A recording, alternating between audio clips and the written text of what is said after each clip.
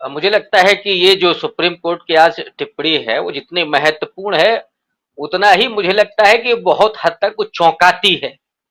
और चौंकाती इसलिए है कि बहुत लंबे समय से जो हम लोग इंतजार कर रहे थे कि तमाम ऐसी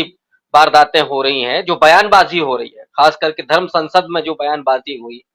या इस दौरान जिस तरह से नूपुर शर्मा के समर्थन में जो बेहयाई हुई और जिस तरह की टिप्पणियां की गई,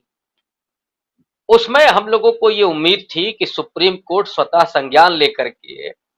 न सिर्फ इस माहौल को दुरुस्त करने के लिए पुलिस को और सरकार को,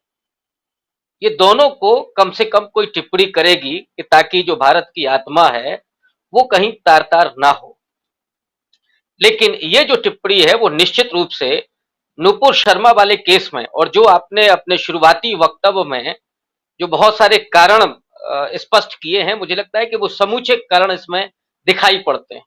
यूएई में जिस तरह से प्रधानमंत्री मोदी जी अभी गए और उसके पहले भी जिन मुस्लिम देशों ने जो टिप्पणियां की थी और उसमें सरकार ने जो आश्वासन दिया था कि साहब नजीर बनेगी, तो ये सुप्रीम कोर्ट के थ्रू हो सकता है कि ये चीजें स्पष्ट दिख रही हो कि भारत का जो सुप्रीम कोर्ट है वो इस पर कितनी कड़ी टिप्पणी कर रहा है। तो इसका मैसेज न सिर्फ भारत में बल्कि भारत के बाहर भी जाएगा और जाना भी चाहिए। एक अच्छी टिप्पणी है, लेकिन साथ ही साथ सवाल कुछ है यहाँ पे। सवाल ये है कि अनुराग ठाकुर से लेकर के कपिल शर्मा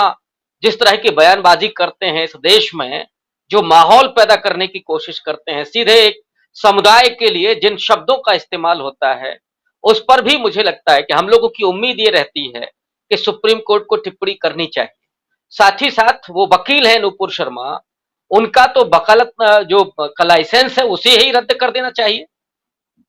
जिस तरह सुप्रीम कोर्ट टिप्पणी कर रहा है कि आप वकील होते हुए भी ये काम कर रहे हैं,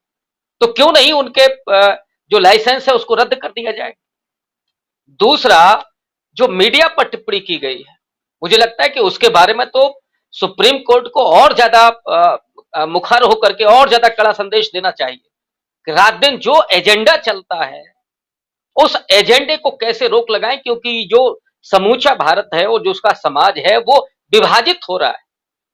उसके जो रोजमर्रा की जिंदगी है वो प्रभावित हो रही है। उसके जो जो बुनियादी सवाल हैं उनको डिस्कस करने के बजाय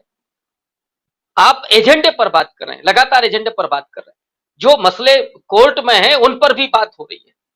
तो ये मुझे लगता है कि मीडिया पर और ज्यादा कड़ी मुझे लगता है कि अगर जजमेंट कोई आए तो ज्यादा अच्छा होगा। और साथ ही साथ जो फर्जी मुकदमे हो रहे हैं, तीस्ता शीतल बाढ़ से लेकर के और जुबैर का जो मसला है, ये सिर्फ गिरफ्तारी का ही मामला नहीं है। जो मुकदमे दर्ज किए जा रहे हैं, पहले कोई घटना हुई है तो कोई पीड़ित है, और पीड़ित मैं सब तरह का बता रहा हूं, उसकी भावनाएं भी पीड़ित हो सकती हैं आजकल, तो वो कम से कम तहरीर देता है, पुलिस उस पर जांच करती है, उसके बाद एफआईआर दर्ज करती है। लेकिन जिनको आपको अंदर डालना है वो मिनटों में यहां एफआईआर होती है, जिसको गिरफ्तार करना उसकी गिरफ्तारी होती है, और ऐसे मामले में हो जाती है जिसमें 7 साल के नीचे की सजा का प्रावधान है। तो ये जो पुलिस की पूरी व्यवस्था है इस समय, जिस ढंग से वो काम कर रही है, उस पूरी कार्य प्रणाली पर भी सवाल है, और उसे उत्तरदायी बनाने के लिए सुप्रीम कोर्ट को ही कोई फैसला देना चाहिए, कोई टिप्पणी करनी चाहिए। क्योंकि सरकारों का, और ये कोई आज का नहीं है कि आज की सरकार पुलिस का इस्तेमाल कर रही है। ये इस्तेमाल पहले से होता आया है, लेकिन इस समय जिस ढंग से हो रहा है, जिस बेशर्मी के साथ हो रहा है, माने जो लोक लाज थी वो भी खत्म हो गई है अब। तो ये जो स्थितियां हैं, मुझे लगता है कि इन पर भी सुप्रीम कोर्ट को स्वतः संज्ञान में लेकर के इस देश की आत्मा को और समाज के ताने बाने को बचाने के लिए कोई बड़ी टिप्पणी करनी चाहिए। सरकार को भी कहना चाहिए और जो जिम्मेदार लोग हैं उनके लिए भी कहना चाहिए, ताकि कानून व्यवस्था दुरुस्त रहे और इस देश में कोई इस तरह का माहौल ना बने जो नूपुर शर्मा के बयान के बाद बना है।